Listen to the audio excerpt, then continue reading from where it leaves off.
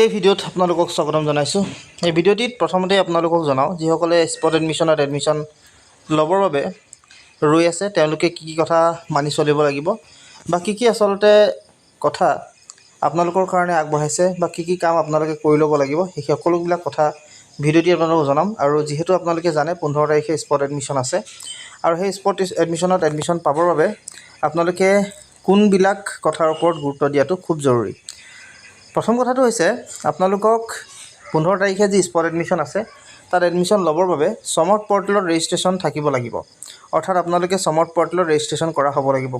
এতিয়া কথাটো হৈছে যে বহুতৰ বাৰু ৰেজিষ্ট্ৰেশ্যন আছেই, কিন্তু কিছুসকলৰ ৰেজিষ্ট্ৰেশ্যন নাথাকিবও পাৰে। চ' তেওঁলোকে ৰেজিষ্ট্ৰেশ্যনটো কৰি ল'ব পাৰিব। সমৰ্থ পৰ্টেল যিহেতু অ'পেন কৰি দিব আৰু সেই সময়ত আপোনালোকে যি ৰেজিষ্ট্ৰেশ্যনৰ প্ৰক্ৰিয়া সেইটো আপোনালোকে কৰি ল'ব পাৰে। এতিয়া কেতিয়াৰ পৰা কেতিয়ালৈকেনো ৰেজিষ্ট্ৰেশ্যন পৰ্টেলটো অ'পেন হ'ব সেই গোটেইখিনি কথাই আপোনালোকক ভিডিঅ'টিত মই জনাম বা কি কি আপোনালোকে ডকুমেণ্টছ লাগিব, কি কি বস্তু আপোনালোকে লৈ থাকিব লাগিব সেইদিনাখন, গোটেইখিনি কথাই আপোনালোকক মই এই ভিডিঅ'টোতে জনাবলৈ চেষ্টা কৰিম। চ' ভিডিঅ'টি আপোনালোকে শেষলৈকে চাওক আৰু যিমান পাৰে সিমান শ্বেয়াৰ কৰক যাতে সকলোৱে যিসকল ছেকেণ্ড মেৰিট লিষ্ট বা ফাৰ্ষ্ট মেৰিট লিষ্টত নাম নাহিল তেওঁলোকে সমৰ্থ এডমিশ্যনত স্পট এডমিশ্যনত কেনেকৈ ল'ব এডমিশ্যন গোটেইখিনি কথা আপোনালোকক মই জনাই লৈছোঁ।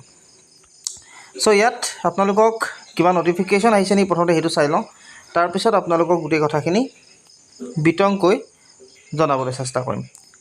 ইয়াত আপোনালোকৰ কাৰণে নটিফিকেশ্যন হিচাপে নতুনকৈতো একো অহা নাই, কিন্তু যিখিনি কথা মই জানো সেইখিনি আপোনালোকক মই জনাওঁ। কি কি বস্তু আপোনালোকে গুৰুত্ব দিব। প্ৰথমটো হৈছে আপোনালোকক কি কৈছে চাওক, portal registration requirement as per DHE notification.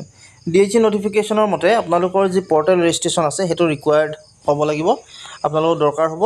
Participation in the spot admission process shall be subject to the candidate being duly registered on the Assam State Higher Education Admission Portal, সমৰ্থ পৰ্টেল। অৰ্থাৎ আপোনালোকে সমৰ্থ পৰ্টেলত register হ'ব লাগিব বুলি কৈছে।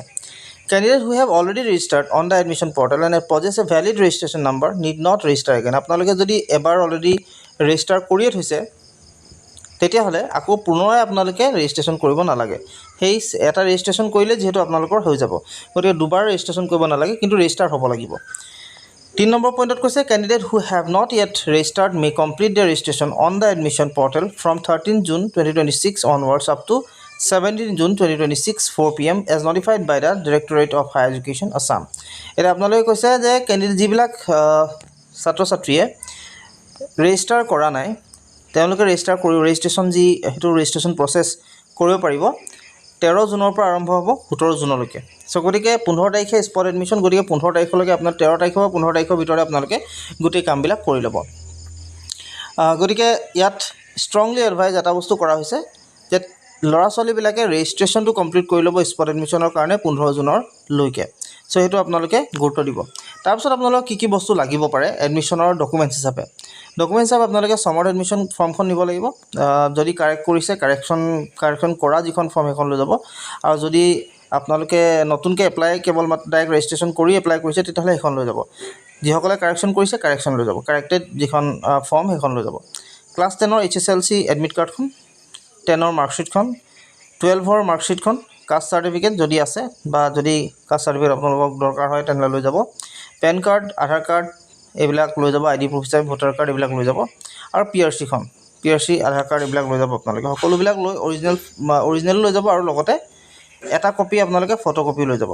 Photocopy Xerox copy এখন লৈ যাব, জেৰক্স কপি গোটেইখিনি জেৰক্স কপি নিব আৰু লগতে আপোনালোকৰ এই যি ডকুমেণ্টছবিলাক আছে তাৰ অৰিজিনেলখনো লৈ যাব। ৰেচন কাৰ্ডখনো কিন্তু নিবলৈ নাপাহৰিব যদি ফিজ ৱেইভাৰ লাগে, সেইটো আপোনালোকে মনত ৰাখিব।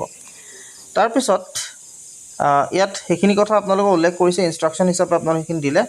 আৰু এটা কথা আৰু এটা গুৰুত্বপূৰ্ণ, যদি ছিট থাকে তেতিয়াহে আচলতে সেই বিভাগটোত দিব, নহ'লে আপোনালোকক বেলেগ এটা বিভাগলৈ হয়তো ট্ৰান্সফাৰ কৰি লোৱাৰ চান্সেছ থাকিব পাৰে। গতিকে এইখিনি আপোনালোকে নিজেই আইডিয়া লগাই ল'ব সেইদিনাখনৰ কাৰণে। আজিলৈ এইখিনি কথা জনালোঁ, কি কি বস্তু দৰকাৰ হ'ব, কেনেকৈ আপোনালোকে কৰিব। গতিকে চমু এটা ভিডিঅ' আপোনালোকে জনাটো খুব প্ৰয়োজনীয় বুলি ভাবিলোঁ, সেইবাবে জনালোঁ আপোনালোকৰ কাৰণে। আজিলৈ এইখিনি কথা জনাই ভিডিঅ'টো বিদায় মাৰিছোঁ। ধন্যবাদ।